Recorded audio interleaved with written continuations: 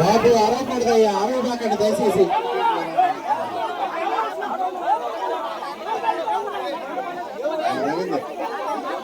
మీ అభిప్రాయం చెప్పండి, అది రికార్డ్ చేస్తాం. నా అభిప్రాయం ఒకటే, సంబంధిత అధికారులు ఉన్నారు,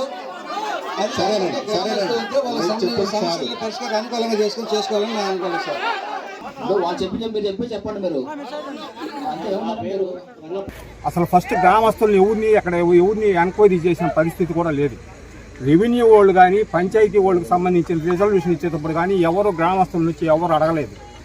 అసలు ఇక్కడ చెరువులో పెట్టేదానికి కూడా వాళ్ళకి మనసు ఎట్ట వస్తుందో మాకు అర్థం కావట్లేదు. ఎందుకంటారు కావాలా? చుట్టుపక్కల 2 కాలనీలు ఉన్నాయి, పక్కన చెరువులో పల్లి ఉంది.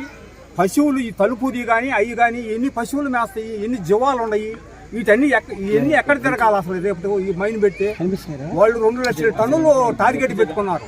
2 లక్షల టన్నుల టార్గెట్ అంటే వాళ్ళు రిగ్ బ్లాస్ట్ చేయాలా? రిగ్ బ్లాస్ట్ చేయాలని అంటే ఇంకా అసలు చెరువులో నీళ్లు కొద్దిగా ఉండిస్తారు. ఆ చెరువులో నీళ్లు కూడా పొల్యూషన్ అయిపోతాయి. అసలు ఎట చేయాలి నీళ్ళని? చెరువుపల్లి నుంచి చాలా నీళ్లు వస్తాయి. ఆ వచ్చే నీళ్లు ఎటుపోవాలా? వీటన్నిటి వల్ల ఎంత ప్రాబ్లం ఉంది అసలు? ఎవరైనా అనుకుంటున్నారు దీని గురించి? అడిగితే వీళ్ళు ఎట్టిస్తారు రెవెన్యూ వాళ్ళు కూడా? అసలు ఎట్ట వాళ్ళు రికమెండ్ చేస్తారు? అసలు దానికి ఏం పద్ధతి లేదా? అక్కడ గ్రామాల ప్రజలందరినీ పిలిపిస్తా, అందరికి ముందు ఇచ్చే చంపేయమనండి, వాళ్ళు ఇష్టం వచ్చేట్టు మైండ్ చేసుకోమనండి. ఎవరు అడిగేవాళ్ళు లేరు. చచ్చిపోయేదానికి కూడా సిద్ధమే మేము అందరం. దానికి కూడా కరెక్టే.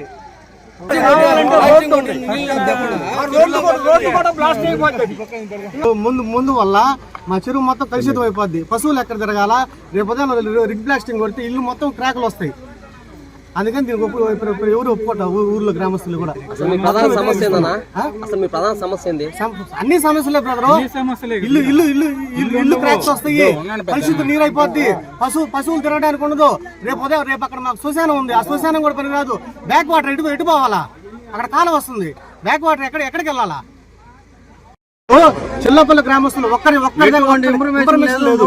ఈ రోజు వచ్చేసి పబ్లిక్ పెట్టేసి ఈ రోజు ఎట్లా ఒప్పుకుంటారు?